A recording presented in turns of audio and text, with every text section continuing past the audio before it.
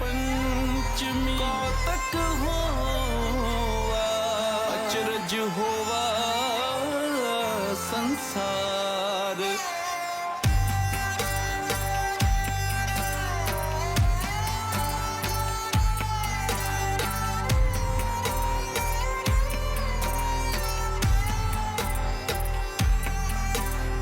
माता पुत्र सब जग जाने जानकी मात कमाख्या माई माता।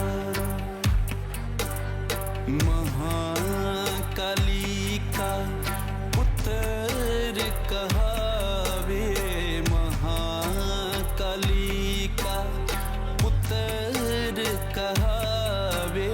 सतगुर पाकी पूज कराई।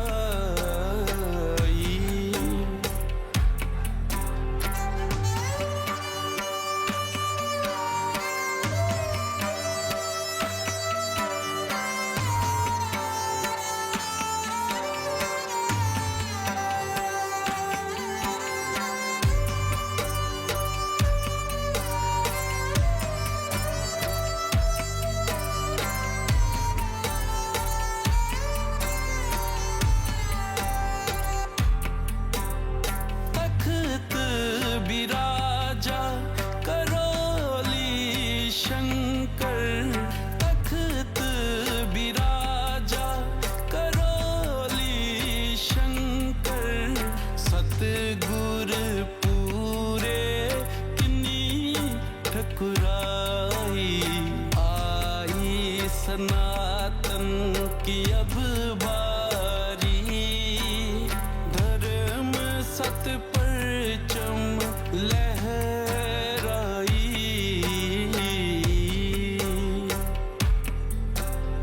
धानी गारे गारे सा धानी गारे गारे सा धानी गारे गारे सा धानी गारे गारे सा सादा पा गारे गारे सा सादा पा गारे गारे सा धानी गारे गारे सा धानी गारे गारे सा। तंत्र विधि कर कुंडल जागी तंत्र विधि कर कुंडल जागी। सहस्त्र कमल कर सूरत पठाई ज्ञान ध्यान अरुसे।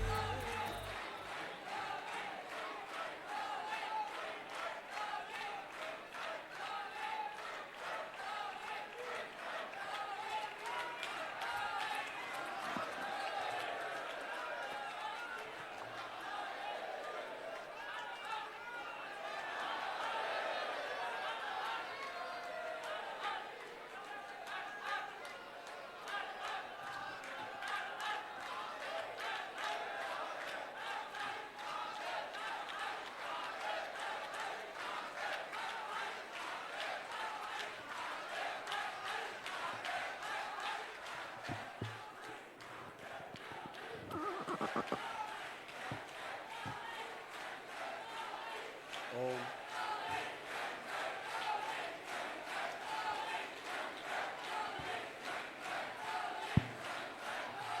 ओम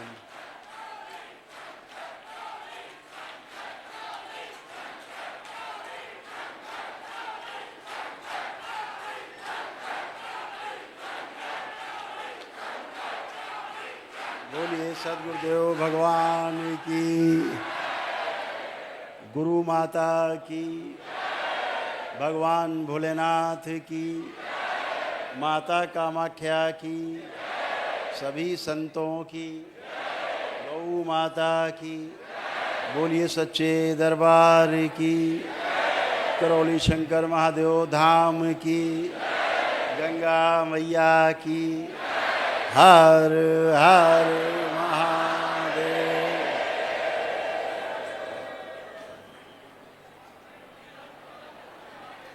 आप सभी को परम पूजनी बाबा जी के जन्म दिवस पर बहुत बहुत शुभकामनाएं।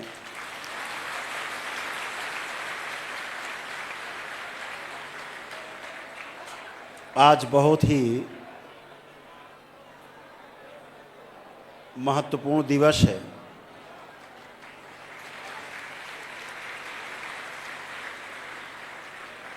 कुछ विशेष घोषणाएं हैं और इस देश के साथ साथ पूरे विश्व को मजबूत बनाने के लिए और एक माला में पिरोने के लिए दरबार कृत संकल्प है। पूरी तरह से दरबार की इच्छा है कि पूरा विश्व आपके इस दरबार के झंडे के साथ साथ चले, अपना नाम रोशन करे, दरबार का भी नाम रोशन करे।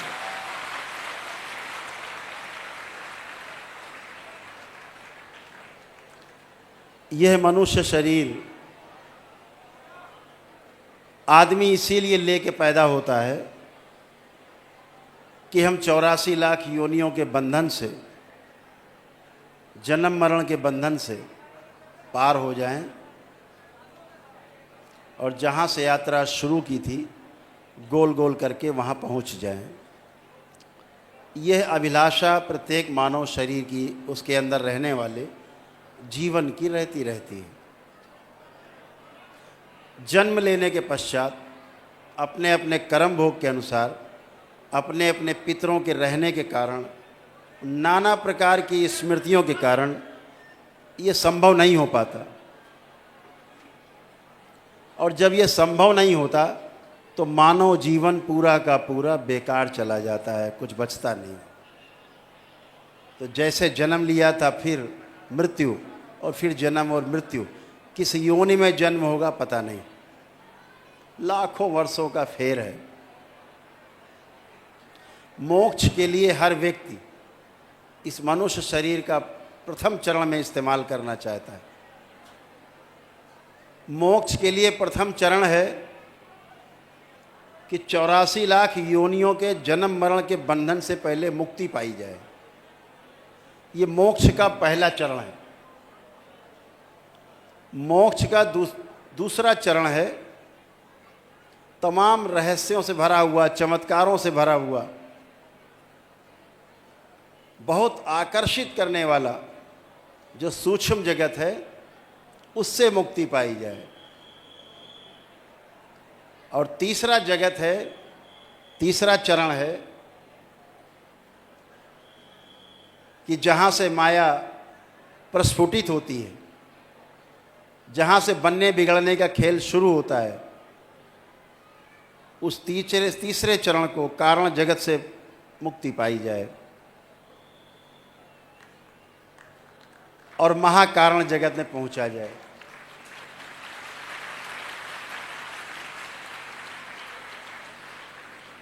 ये हजारों वर्ष, किसी किसी को लाखों वर्ष के पश्चात तब जाकर के मोक्ष होता है। इसे मोक्ष कहते हैं।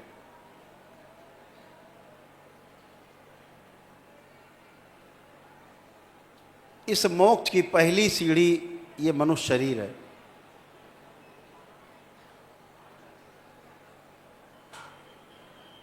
और इससे मुक्ति बहुत सहज है। कठिन हमने सबने बना रखी है। कठिनाई है नहीं, कठिनाई दिखती है। आप सब दरबार से जुड़े हुए हो, बाबा माँ से जुड़े हो, भोलेनाथ और माँ कामाख्या से, माताओं से जुड़े हो। आप सबको बहुत अनुभव है, बहुत अनुभव आप लोगों को है कि ये सब नकली है। जो दिखता है वो है नहीं, और जो वास्तव में है वो दिखाई पड़ता नहीं। इसे भ्रम कहते हैं।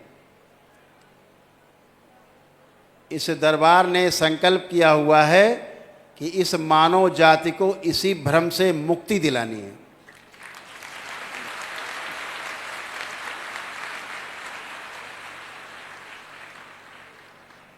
मनुष्य की जो प्रथम चरण की जो मुक्ति है 84 लाख योनियों के जन्म मरण के बंधन से, ये भ्रम उसका सबसे बड़ा कारण है। दूसरे चरण में जागृति जो है उसकी, जागृति क्रम वो उसका कारण है। और तीसरा जगत है, वहाँ माने रहता है जीवन कि हम जागृत हैं, ये उसके ना मुक्त हो पाने का तीसरा कारण है। अगर कुछ पाना है तो याचक बन के जाना होगा। बहुत भाग्यशाली हैं आप सभी, बहुत सौभाग्यशाली हैं कि आपको इसी जन्म में बाबा और माँ मिले, माँ मिली आपको।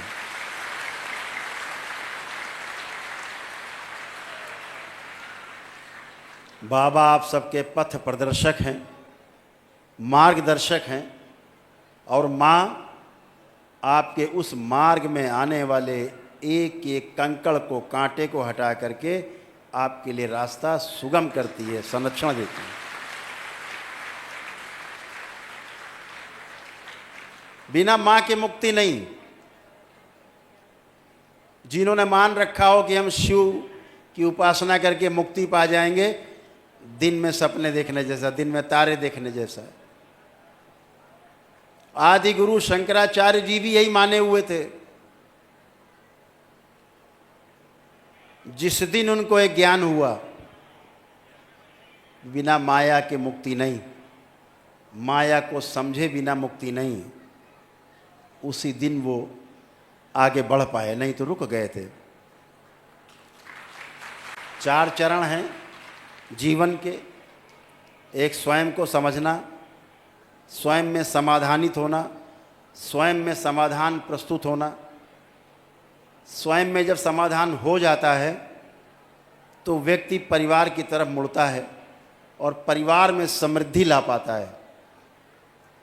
और जब ऐसे परिवार में समृद्धि आ जाती है और ऐसे तमाम परिवार बन जाते हैं समृद्धि वाले, तो समाज बनता है, उसे समाज कहते हैं। फिर समाज में अभय आता है, क्योंकि सबके पास समृद्धि है। जब सबके पास समृद्धि होगी तो अभय अपने आप आएगा। तो समाज में समृद्धि ही अभय का कारण बनती है। और जब समाज में अभय आता है तब हम शोषण नहीं करते, तब हम प्रत्येक चीज़ को बचाते हैं, उसका शोषण नहीं करते। शोषण हम तब करते हैं जब हमें कमी लगती है अपने अंदर कि ये चीज़ कमी है, तब शोषण करते हैं। जब लगता है मेरे पास ज़्यादा है, हम दूसरों का पोषण करते हैं।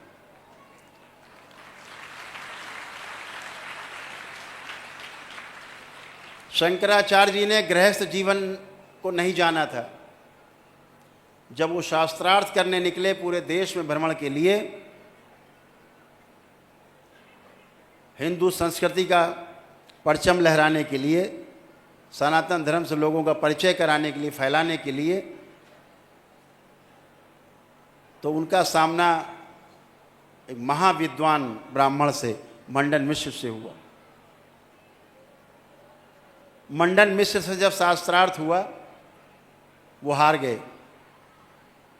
तो उनकी धर्म पत्नी ने कहा, नहीं अभी नहीं हारे, ये तो अर्धांग है हमारा, हम अर्धांगिनी हैं, अभी आधा शरीर तो हारा ही नहीं है, अभी मुझसे शास्त्रार्थ करो। तो शंकराचार्य जी, आदि गुरु शंकराचार्य जी थे, उन्होंने कहा हम तैयार हैं। तो उन्होंने गृहस्थी से संबंधित सारे प्रश्न किए, पति पत्नी के संबंधों के बारे में तमाम प्रश्न किए। अब उनको तो बेचारों को पता ही नहीं था, वो तो बहुत छोटे में सन्यासी हो गए थे, तो हारते बचे। तो उन्होंने कहा 1 महीने का समय चाहिए। इसके बाद वो वहाँ से गए, उन्होंने शरीर छोड़ा और एक राजा के शरीर में, जिसकी मृत्यु हो गई थी, उसमें प्रवेश करके, परकाया प्रवेश करके, राजा के शरीर को जिंदा करके स्वयं उस शरीर में रह करके उन्होंने सारे राजसी सुख भोगे और गृहस्थ जीवन को पूरी तरह से समझा। फिर आकर के लौटे और उनकी धर्म पत्नी को, मंडन मिश्र जी थे, उनकी धर्म पत्नी को आकर के सारे सही सही जवाब दिए, तब वो जीत पाए।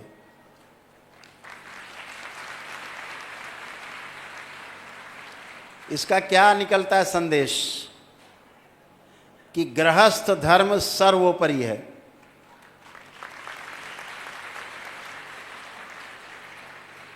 गृहस्थ धर्म सर्वोपरि है। गृहस्थ धर्म से बढ़ करके कोई धर्म नहीं है। इसीलिए दरबार परिवार परंपरा को सबसे आगे और सर्वश्रेष्ठ मानता है। जिसने अपने परिवार को नहीं जाना, परिवार को नहीं समझा, वो समाज को क्या दे पाएगा? कुछ नहीं दे पाता। बड़े दुख के साथ कहना पड़ता है, अब ये महाकुंभ में रहे, बाबा का जन्म दिवस है तो यहाँ है, अपने लिए यही पूर्ण महाकुंभ है, बाबा का दरबार है, जन्मदिन है।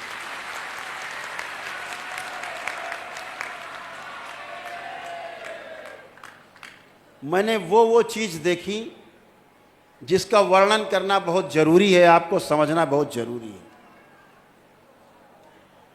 धर्म के सर्वश्रेष्ठ गुरु माने जाने वाले लोग जाति पाति के बंधन में ऐसे बंधे हुए हैं कि छोटा सा गांव का आदमी नहीं बंधा हुआ, इतना बंध गए हैं। उनके मुक्ति में सबसे बड़ी बाधा है। और इस मन से मैं कहना चाहूँगा, कभी मुक्ति नहीं होगी, ध्यान रखो।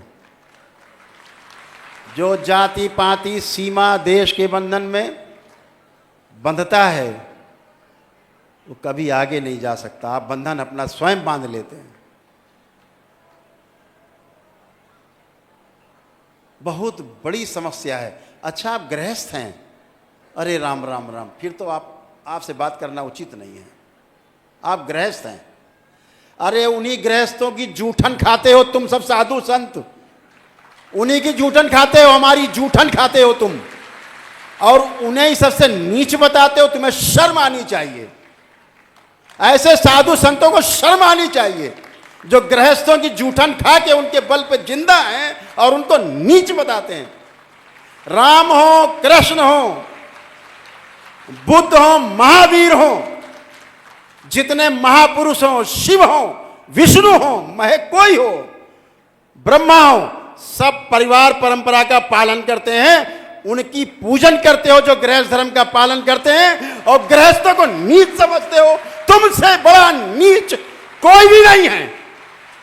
नीचता की हद है। तुम सब गुरु नहीं, गुरु घंटा लो। तुम्हारी पोल खोलने के लिए इस दरबार का जन्म हुआ है।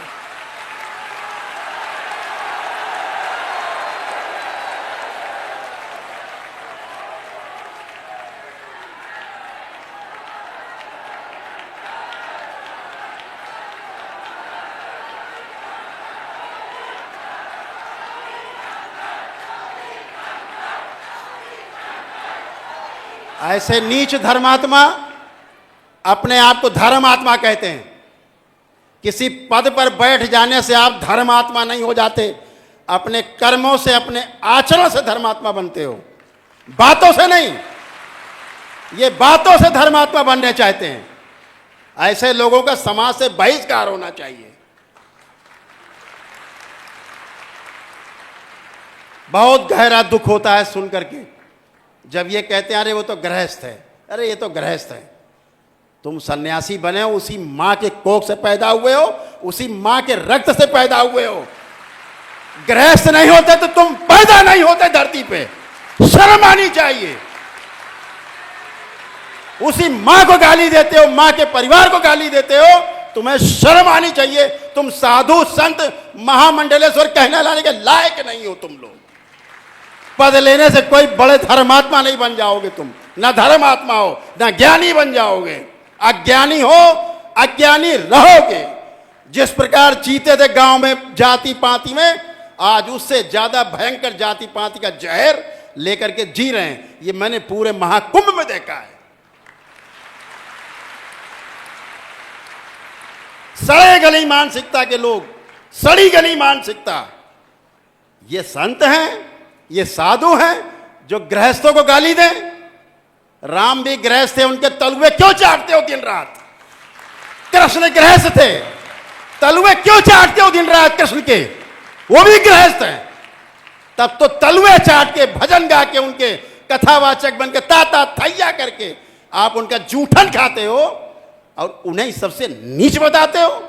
शर्म आनी चाहिए तुम सबको।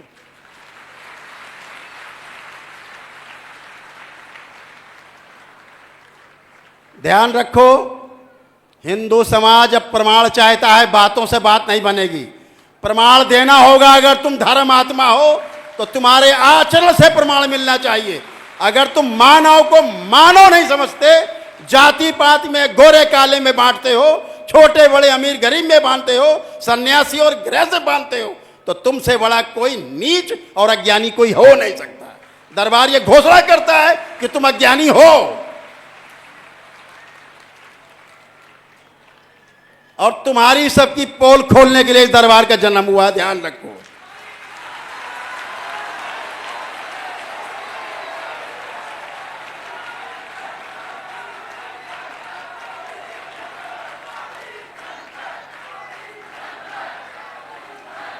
इस संसार को,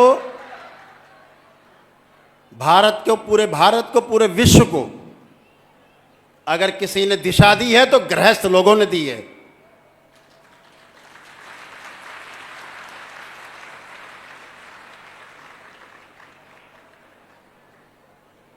और शंकराचार्य जी, जो आदि गुरु शंकराचार्य थे, उनको भी गृहस्थ बनना पड़ा था, नहीं पूरे नहीं होते। आप आदिगुरु शंकराचार्य की परंपरा को चैलेंज करते हो। केवल गद्दी में बैठ जाने से आप धर्मात्मा हो गए, अकड़ के बैठ गए। अरे इतना मत अकड़ो कि टूट जाए तुम्हारी रीढ़ की हड्डी, 4-6 जगह टुकड़े टुकड़े हो जाए। इतना ऐंठ के बैठे हैं, इतना ऐंठे हुए, लगेंगे अभी टूट जाएंगे। हद है। ये धर्म है। इसीलिए तुम्हारे इन गंदी आदतों की वजह से, कुकर्मों की वजह से हिंदू समाज पथभ्रष्ट हो रहा है। दूसरी जा करके दूसरे समुदायों की तरफ, दूसरे मजहब की तरफ आकर्षित हो रहा है, तुम्हारी इन्हीं गंदी गंदी हरकतों के कारण।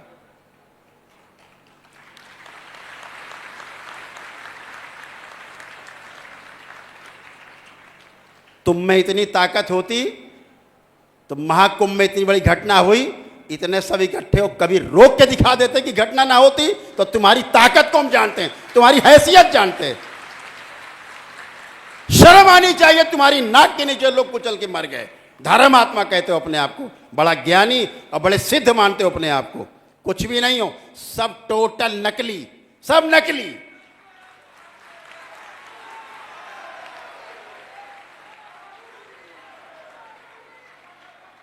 दरबार पिछले 2 महीने से दरबार के सेवकों के साथ बैठ करके चर्चा करते थे। दरबार देखता था कुछ हादसा होगा, बड़ा हादसा होगा। ये हम लोग चर्चा करते थे कि बड़ा हादसा जरूर होगा, लेकिन हादसे रोके जा सकते हैं। हादसों को रोकने में कोई दिक्कत नहीं है। कोई भी हादसा रोका जा सकता है। अगर उसके लिए पहल की जाए तो सब रोका जा सकता है, सब कुछ रुक सकता है। लेकिन हम लोग वहाँ से आए यहाँ 27 तारीख को, और 29 की रात में वह हादसा हुआ वहाँ बड़ा। वहाँ से हम लोग आ नहीं रहे थे। दरबार के लोग वहाँ रो रहे थे आने में वापस, कि नहीं जाएंगे, यहीं रुकेंगे भी। असुरपूरित थे। माताओं के आंख में आंसू थे कि नहीं जाएंगे वापस। हमने कहा नहीं, चलना है, क्योंकि बाबा का जन्मोत्सव है, और मना करके वापस आए। नहीं पता था इतनी बड़ी घटना हो जाएगी, नहीं तो माँ को हम लेके नहीं आते, वहीं रुकते।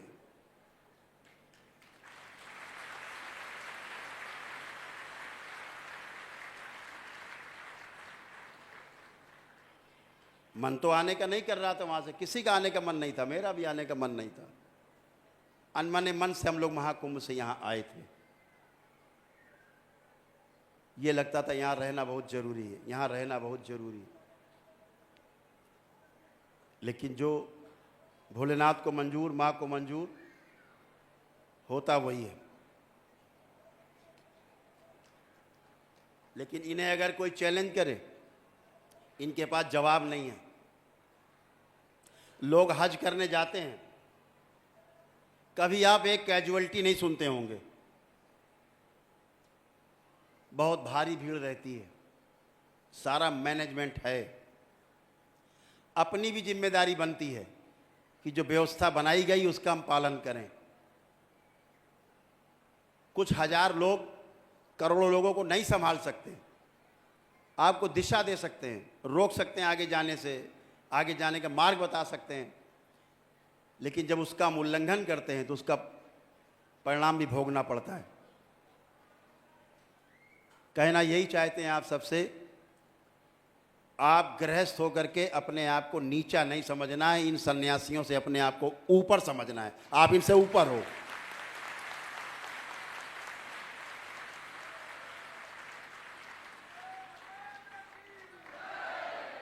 कम से कम आप भिक्षा तो नहीं मांग रहे हो किसी के लिए, श्रम कर रहे हो, अपने बच्चों को पाल रहे हो, मेहनत करके अपने बच्चों को पाल रहे हो, पढ़ा लिखा रहे हो, आगे सिखा रहे हो, आगे बढ़ा रहे हो, मेहनत कर रहे हो, अपना पेट काट के, अपना शौक ना पूरा हो वो काट के बच्चों को आगे पढ़ा लिखा रहे हैं, आगे बढ़ा रहे हैं।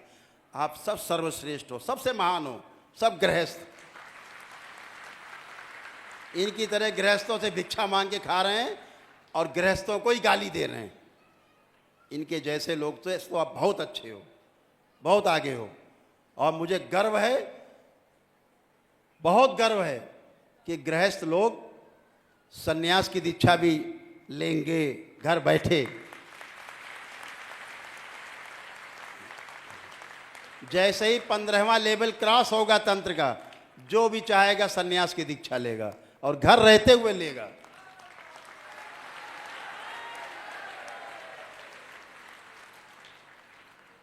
अभी मंत्र दीक्षा होती है, तंत्र दीक्षा होती है, 15 लेवल जो क्रॉस करेगा वो सन्यास दीक्षा में जाएगा।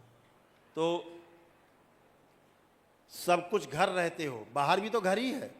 अगर घर से आप गए, आप किसी आश्रम में जाओगे तो परिवार तो मिल गया आपको, इधर परिवार छोड़ा उधर परिवार मिल गया, इसमें कौन सा बड़ा भारी बदलाव हो गया। इधर परिवार उधर परिवार, यहाँ भाई बहन वहाँ भी सब भाई बहन, यहाँ घर छोड़ा वहाँ घर मिल गया, आश्रम हो गया। छूटता क्या है? मानसिकता सही होनी चाहिए। तो घर में ही सन्यास है, घर में अपने। उसके लिए नकली लोगों के पास जा करके भिक्षा मांगने की आवश्यकता नहीं है कि महाराज हमें दीक्षा दे दो। नकली लोगों से दूर रहना है। ये नकली लोग समाज को भ्रमित कर रहे हैं। पद की लड़ाई में, केवल पद की लड़ाइयां लड़ी जा रही हैं। मैंने पूरे देखा कुंभ में, सब पद के लिए मारा मारी है। किसी की मारा मारी ये नहीं कि श्रेष्ठता में आगे कौन जाएगा, टेलीविजन में कौन ज्यादा आएगा, इसकी मारा मारी है। कुछ भी बोलना है, उल्टा सीधा सड़ा गला कुछ भी बोलना है, वह चेहरा आ जाए।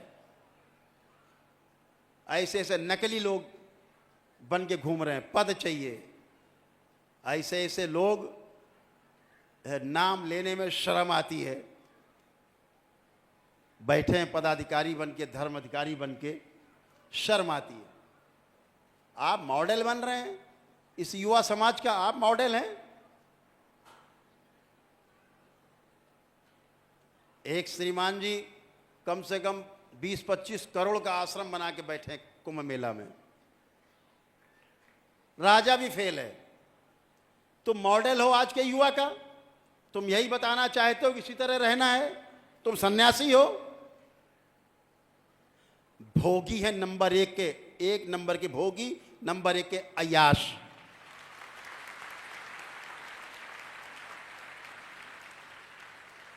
अपने जीवन काल में परिवार में खाने के लाले थे, देखा तो पागल हो गए, सोना चांदी लाद के घूम रहे हैं, सोने चांदी के महल बनाने में लगे हैं। ये भूखे नंगे लोग ये हमारे गुरु बनेंगे, हमारे नौकर कहलाने के लायक नहीं है।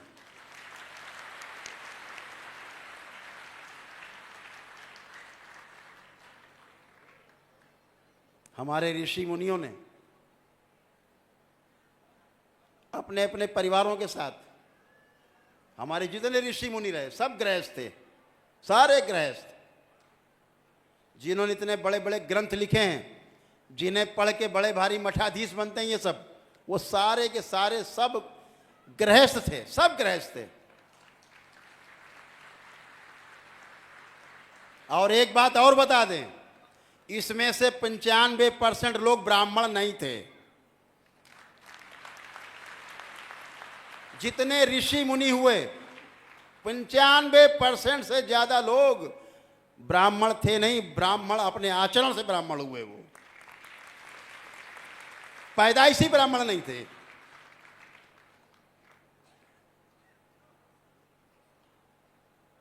ब्राह्मण मां के पेट से पैदा नहीं होता, पंडित मां के पेट से पैदा नहीं होता, क्षत्रिय मां के पेट से पैदा नहीं होता, शूद्र या वैश्य अपने मां के पेट से पैदा नहीं होता बन के। यहां आकर के जो आचरण करता है, उस आचरण के कारण उसको ये पदवी मिलती है, समाज देता है।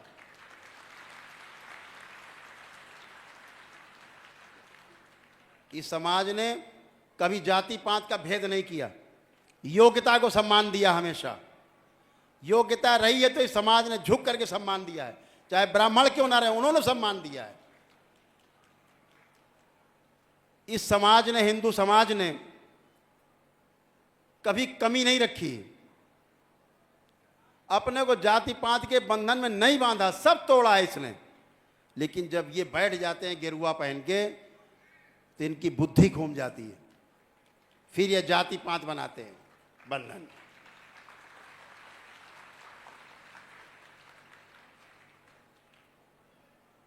इस तरह के लोग बैठे समाज में, तो बहुत पीड़ा होती है कि ये लोग हम लोगों का, ये धर्म गुरु हम लोगों के हैं। अरे तुम शर्म गुरु हो, तुम धर्म गुरु नहीं, शर्म करो तुम अपने ऊपर।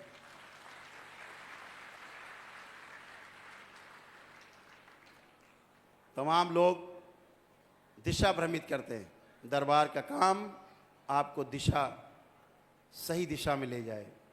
इसलिए दरबार ने कुछ चीज़ें तय की हैं, उनको आपको ध्यान से सुनना है हमेशा के लिए। दरबार वहाँ से चलेगा।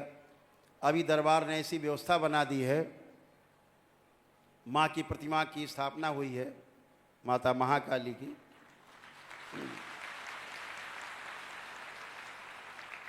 ये पुत्र भी उन्हीं के साथ है।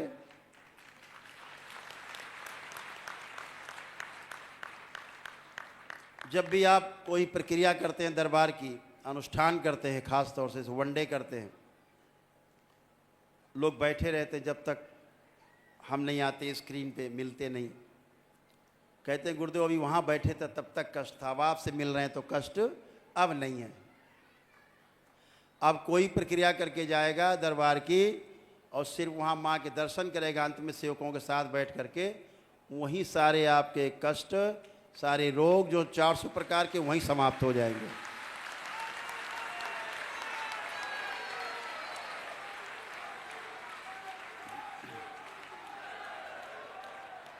इस शरीर से मिलने की आवश्यकता नहीं है, माँ ने वो व्यवस्था बना दी है, अपने पुत्र के साथ बैठी है वहाँ।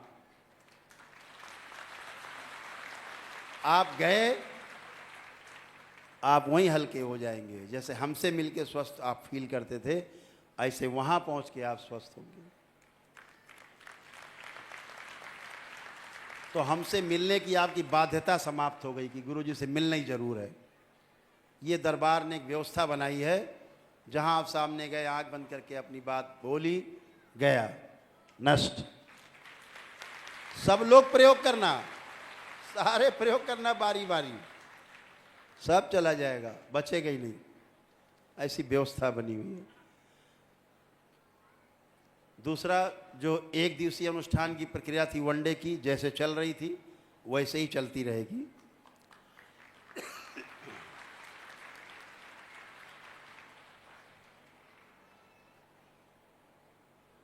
जो 9 हवन की प्रक्रिया थी,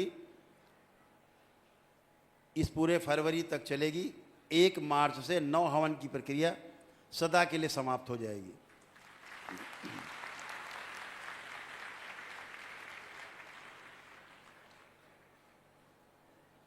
और जो HOD खोल रखे थे दरबार ने, जो 9 हवन की प्रक्रिया से जाते थे एक दिवसीय अनुष्ठान में, तो उनको पूरी छूट मिल जाती थी, करीब 60-61 हज़ार रुपए की। वो 31 मार्च तक रहेगी। जो लोग करना चाहेंगे परिवार के लोग कर लेंगे, लेकिन ये छूट जो थी, जैसे किसी ने वनडे कर लिया है, उसमें से पति पत्नी ने मान लीजिए किया परिवार के लिए, तो पत्नी चाहे तो अपने मायके पक्ष के लिए अगर करना चाहेगी तो ये छूट उसको सदैव मिलती रहेगी अगर वनडे कर चुके हैं। महिलाओं को उनके मायके पक्ष के पितरों की मुक्ति के लिए ये छूट हमेशा मिलती रहेगी वनडे में, हमेशा। कोई दूसरा वनडा करना चाहे, तीसरा वनडे करना चाहे, वो सब कर सकते हैं, वो प्रक्रिया में रहेंगे, लेकिन नौ हवन की प्रक्रिया को इस फरवरी महीने के लास्ट में हमेशा के लिए बंद कर दिया जाएगा।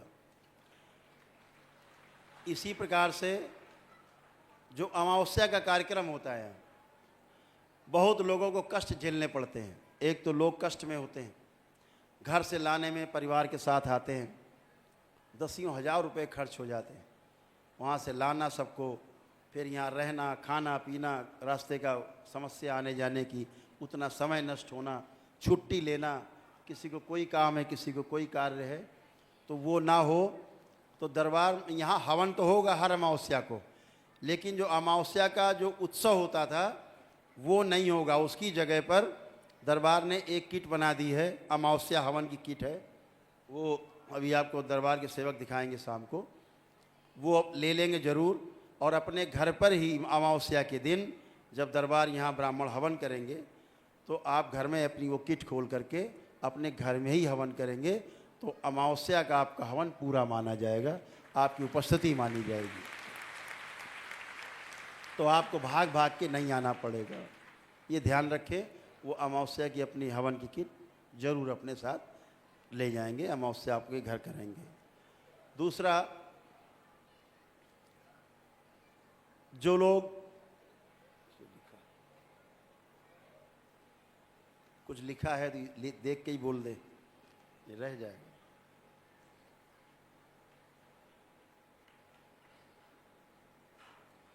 और दरबार में प्रतिदिन शाम को प्रार्थना सभा और भजन संध्या प्रतिदिन हुआ करेगी दरबार में, और वो लाइव हुआ करेगी, उसे आप लोग घर पर भी कर सकते हैं।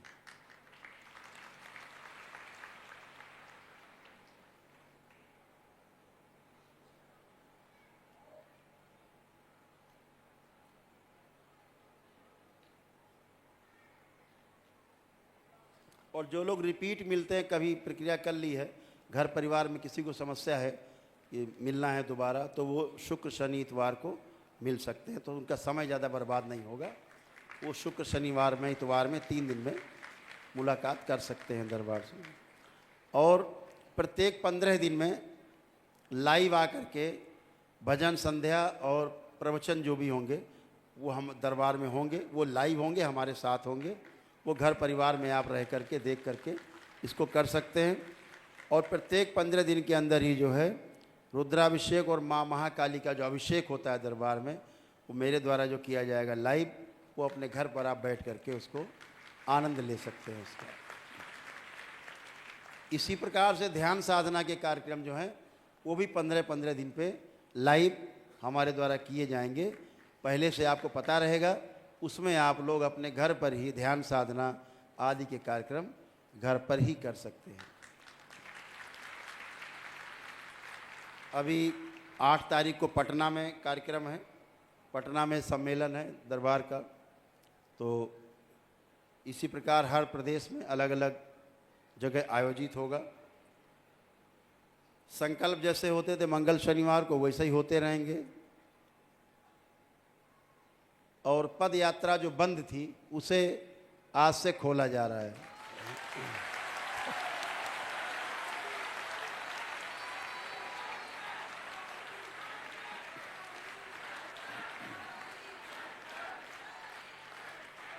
उसके लिए कुछ छोटे छोटे नियम है, दरबार के सेवक आपको बाद में उसको ब्रीफ करेंगे आपको।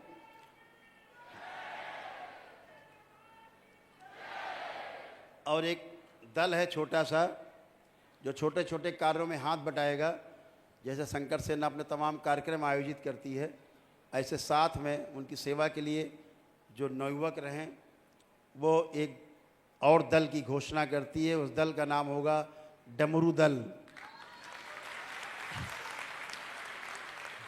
वो आपको सहयोग करेगा हर जगह।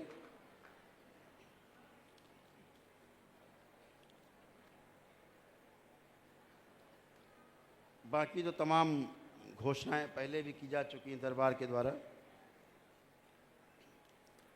एक कुछ मुख्य चीज़ है जो आपसे कहनी है कि कुछ लोगों को दरबार निःशुल्क चिकित्सा करेगा, निःशुल्क प्रक्रिया कराएगा। उनमें कुछ लोग हैं, ध्यान से सुन लें कैसे होगा। जो कैंसर के रोगी हैं, जो भी लोग कैंसर के रोगी हैं, दरबार उनके लिए वनडे चिकित्सा निःशुल्क कराएगा बिल्कुल।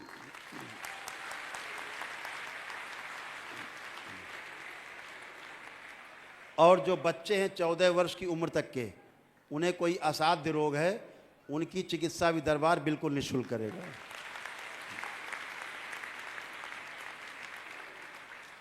और वो लोग जो गरीबी रेखा से नीचे हैं, बीपीएल कार्ड धारक हैं, उनके पास बीपीएल का कार्ड होना चाहिए, उनकी चिकित्सा भी दरबार बिल्कुल निःशुल्क करेगा। उनकी सारी प्रक्रिया वनडे कराएगा, सबको वनडे चिकित्सा होगी उन लोगों की। वो महीने में 2 बार होगी, तिथि मालूम रहेगी आगे से, उसमें शामिल हो सकेंगे। रजिस्ट्रेशन होगा, क्या रोग है, समस्या क्या है, पूरी फाइल आपकी चाहिए होगी। देख करके उसकी पूरी डिजिटल तरीके से आपको उसमें शामिल किया जाएगा और आपके साथ कम्युनिकेशन रखा जाएगा, तालमेल रखा जाएगा, बातचीत होती रहेगी ताकि आपको फॉलो अप करते रहें। तो उसमें नियम हैं कुछ, उनको करके आपको करना है। वो सिंपल तरीके से उन्हें कर सकेंगे। तो हो गया कैंसर के रोगी, जो बच्चे हैं 14 वर्ष तक के, वो कोई रोग है असाध्य, या बीपीएल कार्ड धारक हैं जो बहुत गरीब हैं, नहीं कर सकते कोई प्रक्रिया, पदयात्रा भी नहीं कर सकते, असहाय हैं, उन सब की वैदिक प्रक्रिया दरबार एकदम निःशुल्क कराएगा। वनडे की प्रक्रिया निःशुल्क कराएगा उसको।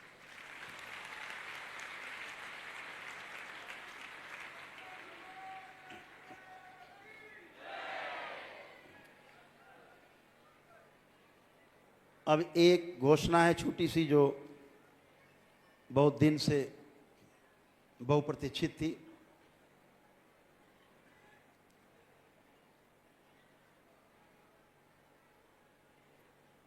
एक घोषणा थी कि दरबार केवल इतने के लिए नहीं बना है कि रोग हटाए जाएं और कष्ट हटाए जाएं। ये तो शरीर के तमाम रहते ही हैं, आते जाते हैं। दरबार की एक बहुप्रतीक्षित घोषणा थी कि दरबार का उदय किस लिए हुआ, दरबार का जन्म किस लिए हुआ। तो एक लाइन में बता दें, इस दरबार का जन्म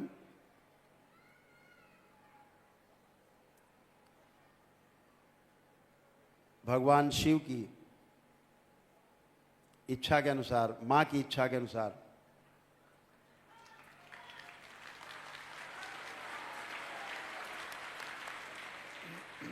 जो बाबा माँ के द्वारा किया गया,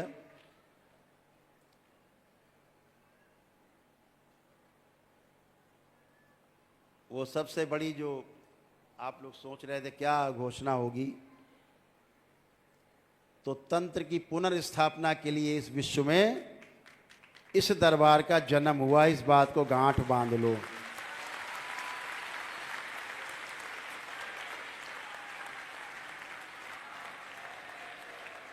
एकमात्र लक्ष्य है तंत्र की पुनर्स्थापना, तंत्र की शक्ति से लोगों को परिचित कराना।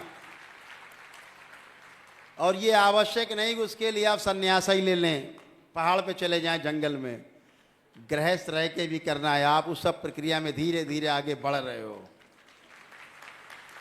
सब आगे जा रहे हो धीरे धीरे।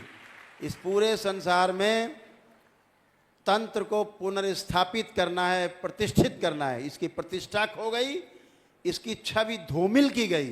तंत्र को गलत शब्दों में लोगों ने परिभाषित किया है। टोना टोटके को, जादू टोना को, झाड़ फूक को लोगों ने तंत्र का नाम दिया, जबकि तंत्र का शब्द का अर्थ ही हम आपको कई बार बता चुके हैं कि तंत्र शब्द का अर्थ ही है व्यवस्था। व्यवस्था को बनाए कैसे रखा जाए, व्यवस्था बनी कैसे रहे, ये तंत्र के द्वारा ही संभव है, दूसरी कोई विधि नहीं है।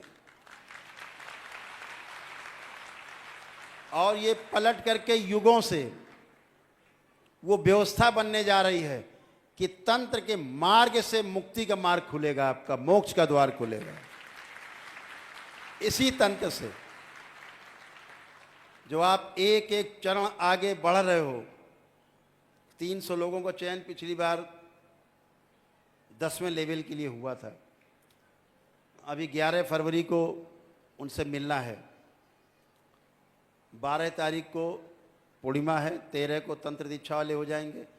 तो इस बार कार्यक्रम 11, 12, 13 चलेगा। तो इसके लिए दरबार ने कुछ एक कार्यक्रम बनाए हैं। उसके लिए दरबार ने तय किया है कि जो साधक हैं, जिनको ध्यान साधना की प्यास है, तड़पन है अंदर, ईश्वर से मिलने की इच्छा बहुत प्रबल है, क्योंकि ईश्वर का अंश है, तो बहुत प्रबल इच्छा है अपने महास्रोत में वापस लौट जाने की, 84 लाख योनियों के जन्म मरण के बंधन से मुक्त होने की। तो दरबार ने एक कार्यक्रम बनाया है कि जो भी लोग साधना में सीधे आना चाहते हैं, अभी क्या करना पड़ता था कि बगैर वनडे किए, बगैर नौ हवन किए, बगैर पितृमुक्ति कराए आप दीक्षा नहीं ले सकते थे। तो इसी तंत्र की पुनर्स्थापना के लिए दरबार ने कार्यक्रम बनाया है कि कोई भी व्यक्ति एक साधारण सी किट लेकर के, सिद्ध हवन की एक तंत्र दीक्षा की किट एक बन रही है, छोटी सी किट है जो आपको 2-4-5 हज़ार मिल जाएगी।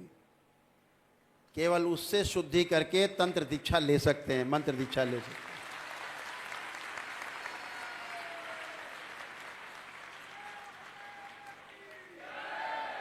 उसके लिए आपको बहुत दौड़ भाग करने की, बहुत सारे हवन अनुष्ठान करने की आवश्यकता नहीं है। आप अपने साधना के बल पर, अपने तप और तपस्या के बल पर, अपने द्वारा की जा रहे ध्यान साधना के बल पे आप आगे बढ़ सकते हैं। उसके लिए छोटे से नियम बनाए गए हैं, कुछ छोटे छोटे नियम। दरबार के सेवक उसको बाद में आपको बोलेंगे। दरबार की ओर से है कि आपको किट लेकर के, और दरबार का कार्यक्रम रहेगा, उसकी ड्रेस थोड़ा अलग रहेगी, कलर अलग रहेगा, कि मालूम पड़े कि आप सीधे डायरेक्ट आप उसमें आए हैं। और ये सारे कार्यक्रम दीक्षा के जो साधकों के लिए हैं वो मिश्री मठ के द्वारा संचालित किए जाएंगे।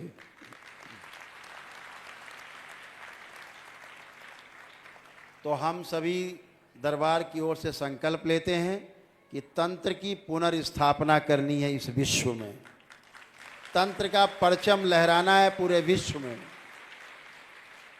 जिन लोगों ने ढोंग और ढकोसले फैला रखने हैं, दरबार के एक एक तंत्र साधक में इतनी शक्ति होगी कि 100 खड़े होंगे सामने तुम्हारे सन्यासी बने हुए गेरुआ पहने फर्जी लोग, आप एक के सामने टिक नहीं पाएगा कभी,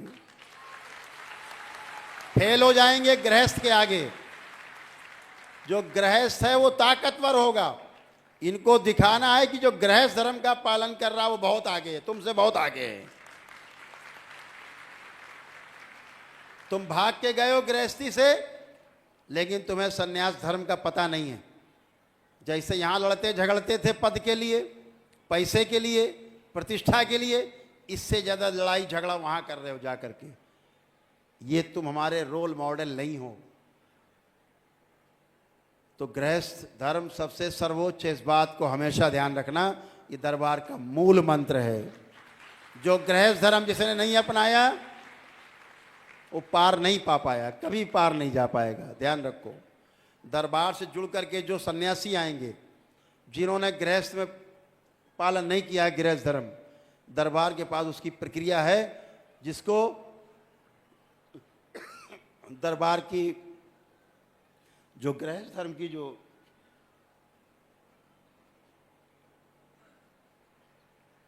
ऊर्जा है उससे गुजार करके उसको पूर्ण करेगा। ताकि उसमें रुकावट ना आए। तो सभी लोगों का स्वागत है, किसी भी धर्म के हों, किसी भी जाति के हों, किसी भी देश के हों, किसी भी मत के हों, किसी भी संप्रदाय के हों, किसी भी साधु संत के अखाड़े के हों, सभी का स्वागत है साधना में। इस तंत्र की साधना में सबका स्वागत है। और ये दरबार आपको पता है, ये प्रमाणों वाला दरबार है, बातों वाला दरबार नहीं है। इस तंत्र की साधना में वो सर्वोच्च है जो आनंद टीवी में नीचे लिखा हुआ है, न भूतो न भविष्यति, ये सर्वोपरि होगा। जो साधना में दीक्षित होगा, भूतकाल और उसका भविष्य उसको सता नहीं पाएगा साधना के समय, और ध्यान पूर्वक अपना ध्यान और साधना अपनी धारणा के अनुसार कर पाएगा। अभी धारणा का पता नहीं है, लोग ध्यान कर रहे हैं, देख करके बहुत सहानुभूति होती है इन लोगों से। बड़ी बड़ी दाढ़ी, बड़े बड़े बाल रख के बैठ गए हैं, मठाधीश हो गए हैं, बाल मुड़ा के बैठ गए हैं, गेरुआ पहन लिया, सफ़ेद कपड़े पहन लिए। इन्हें अक्ल नहीं है, ये अपनी तो मुक्ति कर नहीं पा रहे हैं, दूसरे की मुक्ति क्या करेंगे।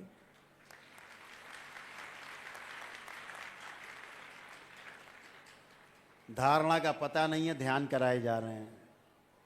बिना धारणा के ध्यान होता है? धारणा क्या, उसका पता ही नहीं है। पतंजलि ने कहा ना, चित्त वृत्ति निरोध। ऊपर से चलो उल्टे हो जाओगे, धारणा है नहीं।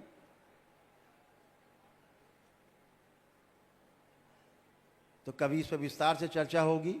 मेरे ख्याल से हमने लगभग सब बातें बोल दी, कुछ रह नहीं गया है कहने को। थोड़ा अंदर कष्ट था, इसलिए थोड़ा ज़्यादा बोल दिया, क्षमा करना।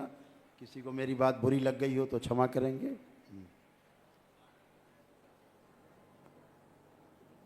हाँ, वो आप लोग घोषणा करें।